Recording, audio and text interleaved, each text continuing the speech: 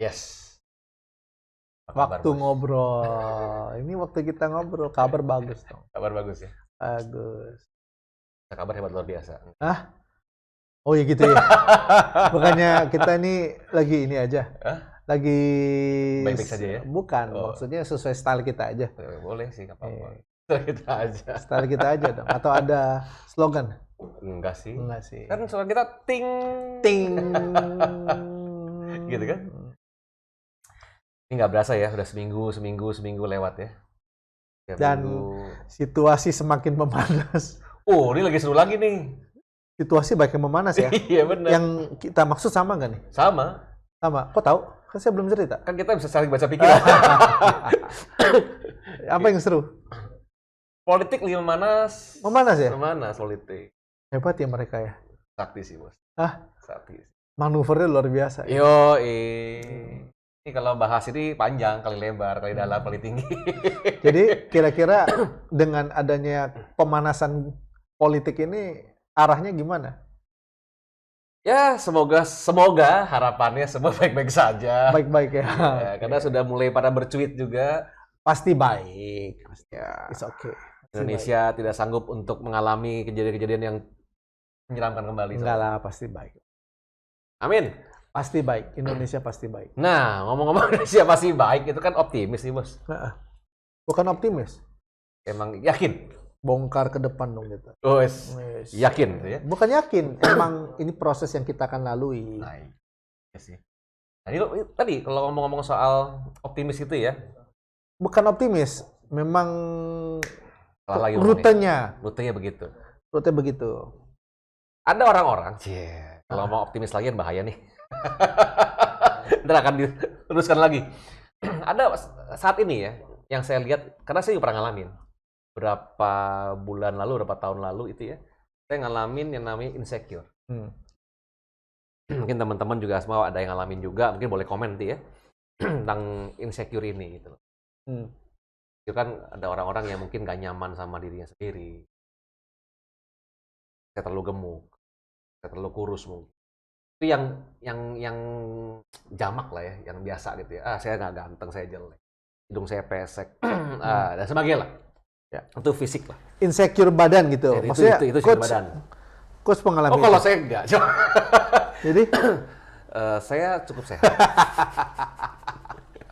Ini ngomong-ngomong soal gini, kapan kita ke gym lagi? Oke. Nah, tapi yang lebih seru lagi adalah insecure di mental. Saya nggak pintar. Akhirnya model-model kayak begini ini yang merasa bahwa dia akan takut tidak dianggap, takut tidak dilihat, takut tidak dikagumi, takut tidak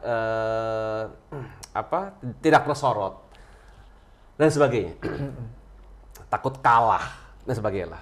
Nah ini akhirnya membuat segala sesuatunya menjadi tidak baik karena responnya salah.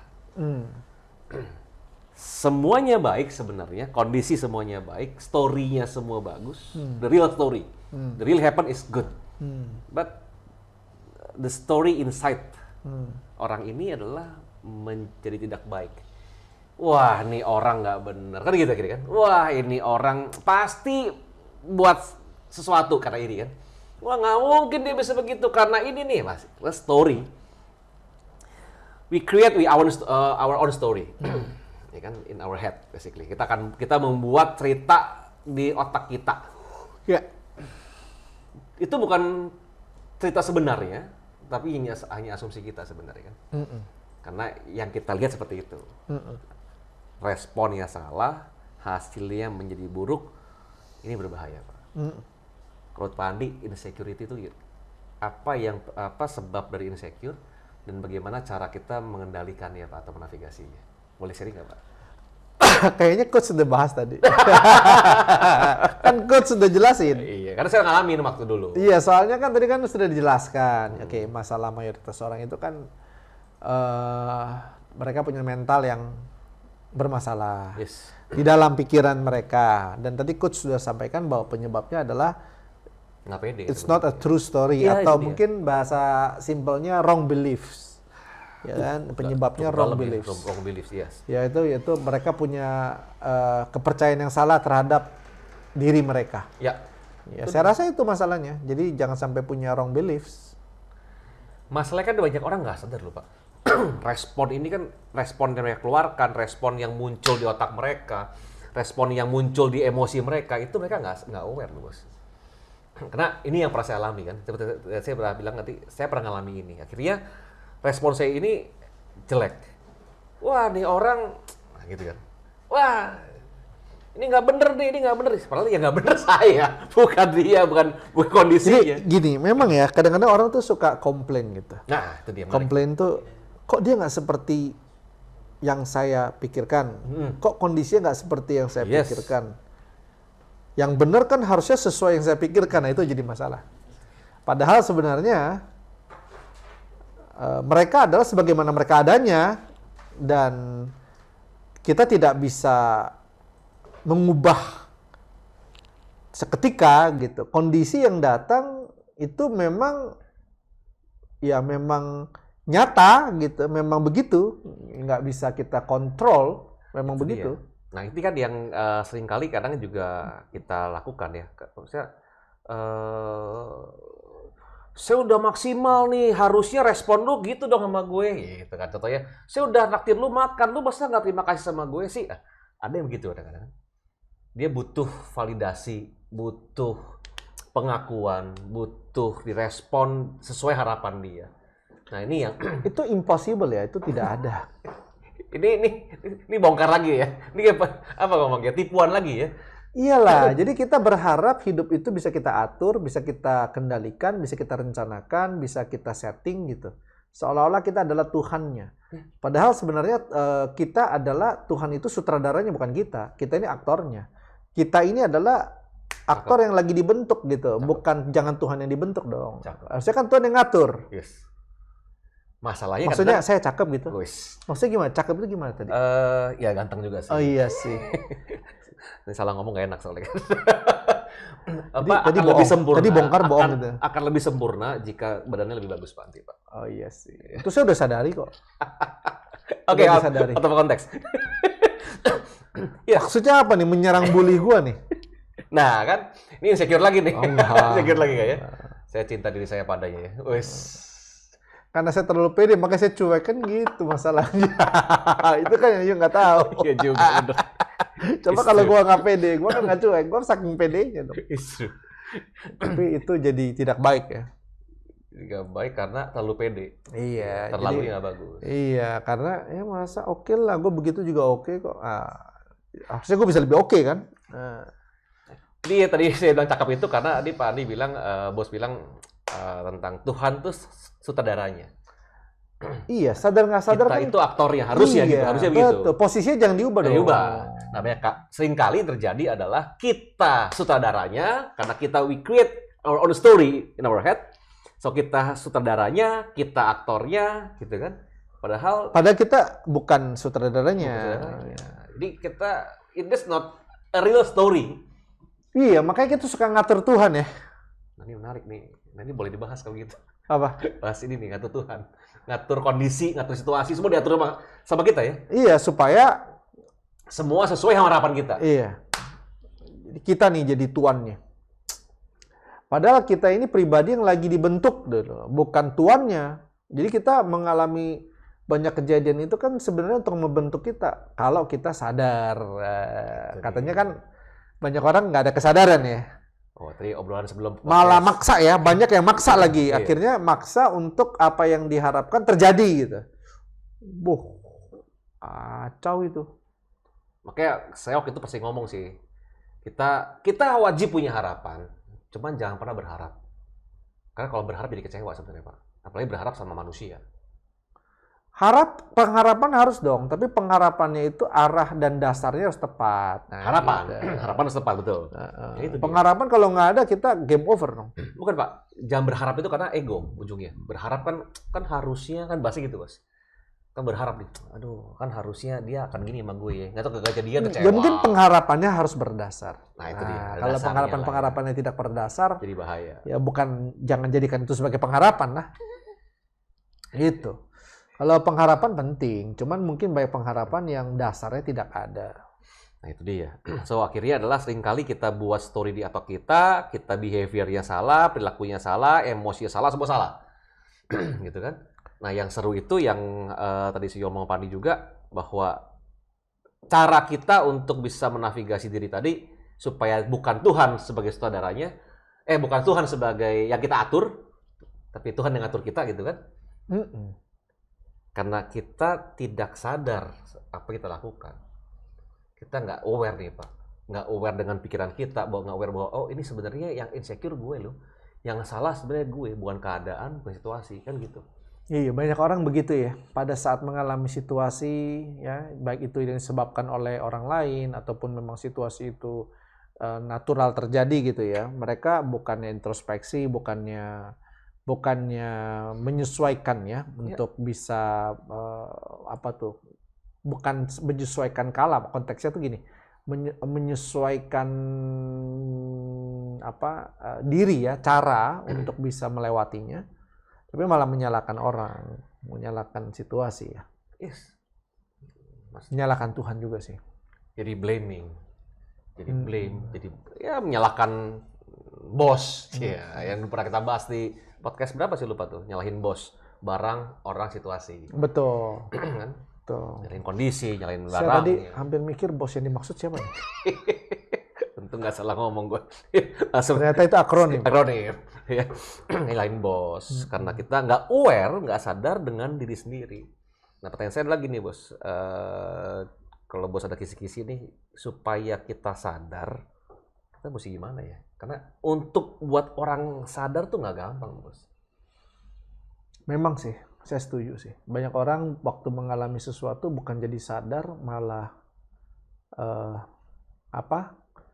terus memegang wrong beliefs itu, dan akhirnya hidupnya babak belur. Iya. Ya, dan akhirnya memang saya perhatikan banyak hidup orang yang babak belur, yang harusnya nggak usah babak belur gitu, tapi dipegangin terus.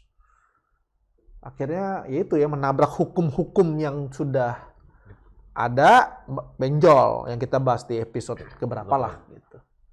Ya memang harusnya sih ya pada akhirnya antara dia sadar atau benjol. Nah banyak orang mesti benjol dulu baru sadarin gitu. Ya itu sudahlah, Itu gimana? relakan aja. Ya memang begitu. Kayak ada orang ngomong gitu kan, nggak apa, kasih dia kejedot dulu, abis kejedot siapa tahu dia sadar. Itu baru tahu siapa tahu dia sadar loh. Kalau Ya dia gini, nggak sadar gimana? kalau bisa sih, kalau boleh nggak usah benjol ya. Nah, itu kan kita harapkan. Mereka punya hati yang rendah, mau mendengarkan dari orang-orang yang tepat ya, sehingga mereka nggak perlu mengalami kebenjolan tadi. Tapi kalau nggak rendah hati, masih terus ngotot dengan pikiran dia, dengan apa yang dia percaya, wrong beliefs itu ya pasti benjol. Benjolnya ini bisa fatal loh. Mungkin benjol yang paling simpel adalah mungkin dia mengalami banyak mengalami banyak kegagalan lah ya. Tapi yang fatal itu kesehatan, hubungan dengan orang-orang dekat itu hancur semua gara-gara mereka tidak merendahkan diri untuk mendengarkan yang benar, jangan didengarkan tipuan atau wrong belief tadi. Iya kan? Ya, kadang-kadang yang bahkan kadang-kadang jadi suka maksa orang berubah, bukannya mikir dia yang berubah. Gitu. itu betul banget. Hah? Itu betul banget. Betul ya? Betul. Karena maksa orang untuk lu salah nih. Padahal sebenarnya mungkin kalau dia yang bertobat dulu, berubah dulu, orang juga ikut berubah. Betul gak? Iya, memang gitu sih manusia, susah ngomong. Gitu ya? Iya, that's the reality, banyak yang kayak gitu. Ya mudah-mudahan apa yang kita sharing di sini secara terbuka ya menggugah kali ya. Nah ini kan yang saya pernah ngomong dulu sama bos juga, sama Pak Andi juga. Waktu tahun berapa ya, kita kan sudah bersama hampir 25 tahun. Lama amat, pernikahan kita udah silver. Pas! waktu dulu saya masih belum punya apa-apa, sampai saya bilang, Pak Andi, jika nanti saya udah punya sesuatu, saya takut sombong. Saat saya sombong, omongin saya ya. Saya pernah ngomong gitu, nggak salah. Nah, lucunya adalah saat saya punya sesuatu lagi sombong, diomongin nggak bakal denger bos. Oh iya, pernah sombong. Itu ya saya alami sih gitu. Jadi waktu sombong Sampai papa saya ngomong gini, lu lagi sombong. Saya bilang, sombong apa? Sampai segitu ya loh. Saya bilang, pas sadar ya, gila gue ya. Nah ini yang terjadi adalah ngebuat orang sadar nggak mudah loh. Kalau saya sekarang fokusnya jangan ngubah orang sadar deh, jangan jadi pahlawan kesiangan. Kita hanya balik lagi posisi hatinya tuh kayak nabur. Nah, ini dia. Ya, hanya memberi tahu di waktu yang tepat dengan cara yang tepat, udah deh gitu. Sadar nggak sadar tuh di luar, bukan bagian kita soalnya. So jangan buat orang sadar sebenarnya, cuman buat diri kita sadar deh. Iya, Iya kan? Gitu kan sebenarnya. iya sih. Jangan Iya, maksa orang sadar gitu. iya, jadi pokoknya pastikan aja kita melakukan dengan benar dan baik. Ya kan? Lalu kalau ada orang yang mungkin lewat dalam hidup kita dan kita mau coba invest, ya invest dengan bijak, ya kan? Tapi tidak gini loh, tidak fokus dengan dia harus berubah, nggak bisa. Saya udah coba. At the end setiap orang punya DNA hidup yang berbeda, blueprint yang berbeda, kebiasaan, dan mereka dibentuk dalam situasi yang berbeda dan mereka jadi berbeda gitu. Dan ada yang mau berubah, ada yang enggak. Itu yang sempat kita bahas di podcast yang keberapa juga, bahwa ternyata susah juga ya. Iya, kita pikir juga. kan orang yang mau membantu sedikit, Iya, tapi betul. orang yang mau dibantu juga juga. sebenarnya lebih sedikit lagi. Jadi ya udah deh, jangan jadi pahlawan kesiangan. Ya fokus aja sama orang-orang yang memang mau mendengarkan. Ya. Soal kadang-kadang juga mungkin ada teman saya pernah bilang gini, Mil, clue-nya gampang sebenarnya. Apa clue-nya? Kadang-kadang kalau kata-kata yang menyenangkan buat diri kita, belum tentu ya, bukan nggak semuanya salah, belum tentu benar. Tapi kadang kata-kata yang menyakitkan buat diri kita, itu buat kita bisa introspeksi sebenarnya. Dan kadang kebenaran itu tidak menyenangkan dan menyakitkan. Benar nggak sih, Mandi? Ya, menurut saya, ya apabila memang apa yang dikatakan orang itu benar dan menyakitkan, ya terima. Tapi kalau itu menyakitkan dan tidak benar, ya nggak usah diterima juga lah. Iya. Yalah. Gendut lu? Ya memang iya. Memang mesti gendut, ya kan? Ya sudahlah. Gitu ya. Padahal sedang urusan. Ya, lu bohong. Ya gitu. Gitu ya. So, respon kita gitu aja ya. Iyalah, menurut saya udahlah apa adanya aja. Nah, ini yang saya pelajari ke Pandi, bahwa orang itu saat dia punya jiwa-jiwa insecure seperti ini, yang paling gampang ya, kerjaan yang paling susah, tapi yang paling pertama harus dilakukan adalah membuat dirinya sadar. Terlepas dari apapun bentuknya, apakah dari orang lain, dia mendengarkan orang lain, apakah dia melihat keadaan dan kondisinya, melihat diri dia, apakah sudah dalam posisi benar atau tidak. Karena orang yang insecure, basically hidupnya selalu menderita banget, Pak. Iya, Tidak menyenangkan. memang benar sih. Saya ada teman juga yang begitu ya. Kadang-kadang dulu saya agak ngotot gitu. Ngomong sama dia, berharap dia bisa dapat enlightenment. Pada akhirnya saya pikir setelah bertahun-tahun, bukan berpuluh ya. Bertahun-tahun, berpuluh tahun, bukan berpuluh-puluh ya. Mungkin baru berapa tahun, 10 tahun lebih. Oh, berarti jajan saya bukan? Bukan. Ya. Saya lihat pada akhirnya nggak bisa dipaksakan. Yang ada nanti disalahartikan, disalahpahami. Yes, that's it. Ya sudahlah, let go. Pada akhirnya ya jangan maksa. Ya sudah, bagian kita lakukan yang terbaik. Maka waktu kita maksa, kita nggak jadi teladan kan, kita ngomel, ngoceh, marah, dan kita bahkan melakukan sesuatu yang tidak baik. Ya sudah. Itu ya, makanya Ya pokoknya nabur aja, nabur itu jadi dia, contoh. nabur aja, contoh. Kapan dia berubah, bahkan mungkin juga nggak berubah, nggak tahu juga. Kalau dulu nggak, sikat terus. Wah, kita kan dulu jagoan luar biasa. Kita doing business atau kita lagi terapi orang. gitu kan. Tapi ya sudahlah. Yes. Itu ya, jadi Tapi memang benar, insecure bahaya. Karena insecure membuat kita tuh punya apa ya namanya ya, punya cara berpikir yang salah yang bisa menimbulkan kesimpulan-kesimpulan yang salah dari apa yang dialami. yes. Dan responnya jadi salah juga. Iya, akhirnya. ngeri. Jadi bisa jadi apa tuh ya? Bisa jadi negative thinking ya. Jadi blaming, Iya. jadi excuse, jadi komplain. Ya kayak gitu, betul. Benar. Outputnya begitu. Selalu gitu tuh. Suka ngeluh, menyalahkan, mencari alasan karena insecure. Nah susah loh, memang benar. Saya ditambah hot nih. Loh. Benar, karena saya memang melihat orang-orang itu segitunya ditambah hot. Nah, jadi kalau tiba-tiba ada orang, kalau belum sadar dia insecure atau enggak, coba cek deh. Dia tiap hari ngapain? Kok tiap hari dia blaming, tiap hari komplain, tiap hari excuse. Sudah tahu lah. Iya. Dia nggak terima diri dia apa adanya. Problemnya dia nggak terima diri dia, bagaimana diterima orang lain? Itu dia. Ya, nggak mungkin dong. Satu mungkin blaming situasi, kondisi orang lain. Karena dia tidak melihat diri sendiri kan. Betul. Kedua excuse, ya kan saya kan gue begini, kan gue begitu gitu ya. Ya lu ngertiin gue dong, wes. Yang ketiga itu dia apa? Komplain dulu kan. Kan harusnya begini, kenapa lu begitu? Kan harusnya begini. Nah, berarti dia tidak melihat diri sendiri. Dia selalu melihat keluar dan selalu menyalahkan. Selalu... Ya karena kan bagaimana lagi dia kalau dia sudah tidak insecure, bagaimana dia mau mengevaluasi, nambah duri-duri penderitaan lagi dong. Ya, itu dia tuh. Itu dia ya. Dia harus ya coba dicek ya. Pertama adalah sadar menerima dulu kondisinya. Tapi kalau ya itu deh. Orang komplain, ya teman kita banyak ya orang komplain, yang sering excuse, sering buat alasan, tidak pernah menyalahkan diri sendiri. Banyak sih. Itu yang begitu banyak. Gitu ya. Bahaya sih. Itu dia. Oke, so setelah kita sadar, kita terima, oh iya ternyata saya begini ya. Banyak juga orang-orang gitu kan, udah sadar, oh gue gitu ya, tapi enggak ah. Dia apa namanya, deny. Oh, enggak, gue nggak begitu ah. Kan cuma lu doang yang ngomong begitu kan, enggak tuh. Lihat katanya gue keren. Iya. Padahal dia lagi tapi bener loh, orang-orang seperti itu kasihan juga sih. Setelah kita ngobrol lebih jauh. Yes bos. Oh kasihan sih. Karena saya pernah ngalamin itu dan hidupnya sucks men, menderita banget tuh. Iya sih, mengerikan sih.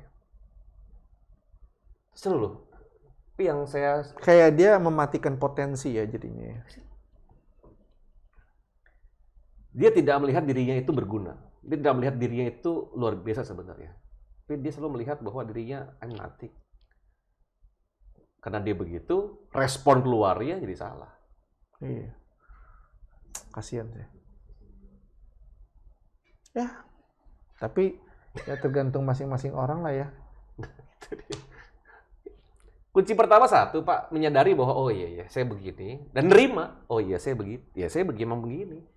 Baru setelah dia sadar dan menerima kondisi situasi dalam diri dia, baru dia punya kemampuan untuk merubah nih lebih baik. Merubah, oh iya ternyata saya punya pola pikir yang salah ya. Oh saya punya belief yang salah ya. Dan setelah dia tahu itu, mesti merubahnya. Apakah gampang pas saat dia berubah? Enggak juga. Kan punya pola-pola lama yang sudah otomatis. Insecure, responnya ini. Insecure, responnya itu. Kan udah punya pola otomatis. Nah, saat dia menyadari hal itu, punya self-awareness yang cukup baik, baru dia bisa pindah halauan. Gue lagi respon yang salah nih, gue ada jiwa insecure nih. Harusnya lebih baik, lebih baik saya lakukan apa ya, supaya membuat saya lebih bahagia, dan juga lebih bahagia. Harusnya gitu, bos. Itu yang saya pelajari sih, itu teori yang saya pelajari. Kalau ada Pandi, tambahan silakan, bos. Saya termasuk juga mungkin pernah ya jadi orang insecure ya. Cuman ada waktu dan masanya di mana yaitu ya saya merasa ya kalau saya dengan cara spiritual sih ya. Hubungan itu dengan the Tuhan, highest way. hubungan dengan Tuhan, ya kan. Lalu saya diterima, dikasihi, itu membuat saya kayak jadi nggak insecure gitu. Kalau dulu kan mungkin kalau prestasi lagi jelek itu kan kayaknya jelek banget dirinya gitu kan. Kalau lagi nggak diakui, dipuji, kayaknya kok berarti apa gue jelek banget, apa tadi performance gue kurang bagus gitu. Kalau sekarang enggak sih, saya lebih fokusnya sebelum melakukan sesuatu, saya pastikan dulu apa yang saya lakukan itu ada dasar dan tujuan yang jelas. Sehingga terus saya lakukan, ya mungkin ada orang yang mengafirmasi, ada orang yang tidak, tapi dari saya udah tahu why-nya loh, jelas. Nah itu why-nya. Why I do something itu dengan jelas gitu. Sehingga saya mungkin komen-komen orang hanya menjadi pertimbangan-pertimbangan, tapi bukan menjadi belief untuk kebenaran. Tidak menjadi dasar. Nah, iya betul. Tapi hanya menjadi pertimbangan-pertimbangan buat saya untuk saya kaji kembali. Kalau saya rasa itu tidak sesuai, ya saya hanya ya sudah pernah tahu pertimbangan itu, tapi tidak mengubah dasar saya. Gitu. Nah itu memang penting sih. Setuju. So waktu saya kayak dulu pas lagi sombong, nggak bisa dengar apa kata orang, tidak bisa menerima input dari setiap orang, pas saya menyadari bahwa, loh kok saya begini amat ya hidup saya ya, kok malah hidup saya lagi menderita banget ya. Dan akhirnya mulai mendengar orang lain, mulai pas mendengar juga, ya melihat apakah ini benar apa enggak ya. Kalau ini benar, dan emang saya lagi mengalaminya, itu yang saya akan perbaiki diri saya gitu Pak. Ya saya rasa waktu ya, nggak ya ini gambaran buat biar teman-teman juga punya view ya kan untuk melaluinya. Tetapi untuk prosesnya ya butuh komunitas, butuh kerendahan hati ya. Nah itu dia tuh. Butuh berulang-ulang ya untuk apa namanya punya respon yang benar ya sampai ke titik kita bisa punya apa kebiasaan respon yang benar. Itu dia. Ya kan? Punya kebiasaan respon yang benar perlu dilatih Pak Andi. Iya. Ya pada akhirnya kalau Tuhan kita bisa dekat dengan hubungan kita dengan Tuhan, ya komunitas yang baik, sehat, itu membantu sangat. Oke, sebelum kita ini tadi thank you banget sudah ada cara atau way out-nya, how-nya supaya kita bisa menyadari dan kita bisa keluar dari jiwa insecure tadi. Jadi Pak Andi sudah katakan yang pertama adalah dekat dengan Tuhan, yang kedua adalah punya komunitas yang baik, yang sehat lah. Yang sehat lah ya. Nah itu ada tips khusus lagi nggak untuk supaya kita bisa keluar dari jiwa insecure kita? Mungkin lebih cara ya, dekat dengan Tuhan, caranya bagaimana, terus punya komunitas yang baik, bagaimana cara memilihnya atau gimana ya, Bos? Ya kalau saya dekat dengan Tuhan itu ya otomatis kan melihat dari cara dia berpikir ya. Ya dong, dari kalau saya kebetulan saya baca firman. Dari situ kan cara dia berpikir, cara dia melihat, cara dia memandang, cara dia merasa. Baca itu kan, kitab suci masing-masing lah ya. Oke, setuju. Itu penting sih. Yes. Saya kedua untuk memilih komunitas atau sebenarnya ya peran kalau saya pribadi ya peran seorang bapak atau pemimpin ya yang sehat itu penting karena dia akan menanamkan dasar yang kokoh ya kan. Ini bapak dalam konteks orang tua atau siapapun lah ya yang berfungsi, yang berperan. Ya kan? Jadi kita mentor lebih bicara peran, ya. Bukan bicara status. Orang yang mau dalam nih bicara peran bukan status. Iya, bicara orang yang mau mengambil peran itu atas hidup kita penting sekali ya. Karena saya pikir kenapa saya bisa keluar dari masalah itu ada orang-orang loh yang memang mengambil peran itu dalam hidup saya. Kayak menaruh jati diri, identitas diri, tujuan, itu kayak ditanamkan gitu oleh orang-orang itu. Ya orang-orang yang sangat berjasa dalam hidup saya. Luar biasa ya. Jadi kalau misalkan saya belum milikinya harus cari. Perlu punya. Harus cari perlu kemana, punya. Pak? Jangan dicari. Biasanya ada di sekeliling kita. Oh. Iya dong. Nggak mungkin Tuhan kirim orang yang nggak ada di sekeliling kita. Belum sadar aja kita. Iya, kita nggak menyadari. Kita perlu punya ikatan binding seperti itu. Ya kan, sehingga orang itu juga. Ya kalau saya pribadi orang itu juga waktu bicara sama saya dia juga nggak enggan ya. Kalau nggak ada hubungan yang dinyatakan kan pasti kan kitanya malas mendengar, orangnya malas bicara atau sungkan bicara. Ini serunya karena jiwa-jiwa insecure ini agak tricky ya, agak seru dan berbahaya sedikit sebenarnya. Karena saya pernah ngalamin hal itu. Orang yang sedang mengambil peran dalam hidup saya untuk membuat lebih baik, malah saya jauhin. Karena saya bahasa, saya pernah gitu loh bos. Nah itu nggak boleh lah ya. Itu dia. Tapi karena saya merasa bahwa ini orang pasti udah mau yang sama gue. Ini orang begini, orang gini, orang ini. Dia emang orangnya. Jadi kayak blaming, excuse lagi sebenarnya. Dia emang dengan hati yang tulus dan ikhlas berteman dengan saya dan mengambil peran untuk membuat saya lebih baik dan dia sangat sayang sama saya. Cuma saya merasa bahwa dia udah maunya. Ya, dia emang lihat aja, cek aja. Nah ini yang jiwa insecure itu berbahaya sampai sejauh itu, bos. Iya sih. Dan saya pernah alami itu soalnya. Iya. Sampai saya sadar bahwa, nah, yang ngebuat saya sadar untungnya saya punya seorang coach. Dia tidak bukan menanamkan ya, dia tidak bilang, kamu harus gini, kamu enggak. Dengan pertanyaan-pertanyaan, itu memancing my awareness gitu loh. Bilang, iya jangan-jangan gue insecure. Jangan-jangan gue begini. Akhirnya pas saya melihat kondisi berubah, saya jadi terharu banget. Saya bilang kalau ketemu dia ya saya bisa peluk dia gitu. Thank you bro ya. Thank you sis ya, lu care banget sama gue. Sorry kalau dulu gue begitu. And it's real. Dan saya pernah dulu, ya kalau mau ngapa deh, saya dulu pernah benci Pak Andi kan. Harus dibuka ya. Enggak. Dia loh iya kan, saya pernah benci Pak Andi, saya pernah benci banyak orang karena jiwa insecure saya sebenarnya. Ya sih. Cuma memang kalau saya lihat salah satu poin tadi how-nya itu adalah coach Emil tuh memang pengen Berubah. menjadi lebih baik ya. Itu juga penting sih. Jadi ada 3 komponen yang mungkin saya bisa kasih tips. Yes. Yang pertama tadi saya lanjutin ya. Hubungan pribadi kita dengan Tuhan ya. Ya. Yang kedua adalah mentor atau komunitas yang sehat ya. Yang ketiga nih tadi saya lupa sebut. Tadi waktu coach cerita bagaimana coach ingin keluar dari insecure itu. Yang ini yang paling penting loh. Orang itu harus mau keluar. Mau berubah ya. Iya, Pengen karena lebih saya baik pikir kita berdua ini punya kemiripan. Saya juga pernah insecure, tapi saya pengen keluar. Yes, it. Kalau nggak ada keinginan itu nggak bisa loh. Setelah menyadari ya memang harus ada kemauan yang kuat untuk keluar. Dan kalau sudah ada Sehingga kalau ada kemauan itu kan dia jadi merendahkan diri dong untuk minta tolong, untuk mau itu mendengarkan. dia. Tapi kalau nggak punya kesadaran dan tidak mau punya keinginan yang kuat, bagaimana dia mau merendahkan diri dan mau minta tolong? seeking help. Iya. Dan Yang ada kan waktu saya insecure itu kan, ya saya sakit loh, tolong. Itu penting loh, bagian itu penting. Sehingga kita menyadari dengan penuh kesadaran kita butuh pertolongan dan orang yang ingin menolong kita juga jadi lebih mudah. setuju. Dan Kalau enggak kan kita berasa di attack. Dia mau nolong kita berasa di attack. Betul banget. Pertolongan nyampe di kita attack. Betul. Padahal kan bukan attack. Untuk help. Iya. Tapi salah satu poin yang penting loh ya, tadi pengen saya highlight adalah coach punya keinginan itu. Iya. Tapi tidak semua orang sayangnya. Kalau dia nggak punya keinginan sulit. Berat sih emang.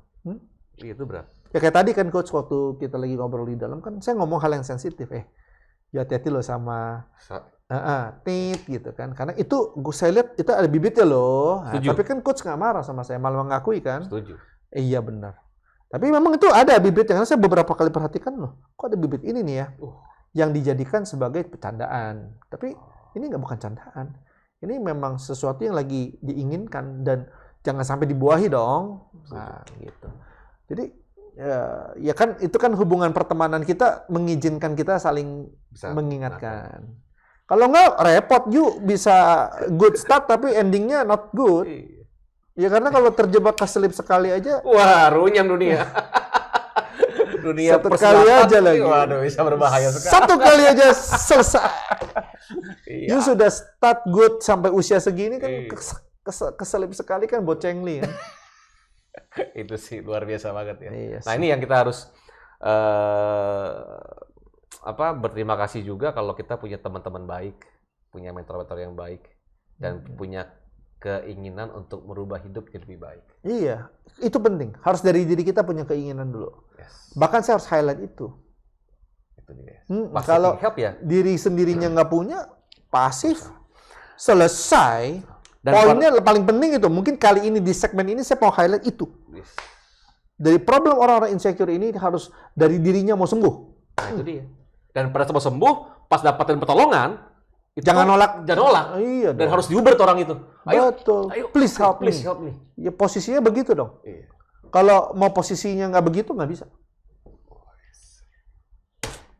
So, kita harus belajar untuk menyadari diri kita dan kalau emang lagi menderita, butuh pertolongan, cari orangnya. Betul. Dan sadari bahwa saya mau berubah untuk lebih baik. Betul. Dan saya rasa orang-orang yang sincere dan memang mau berubah, dia akan ketemu kok, akan dipertemukan lah.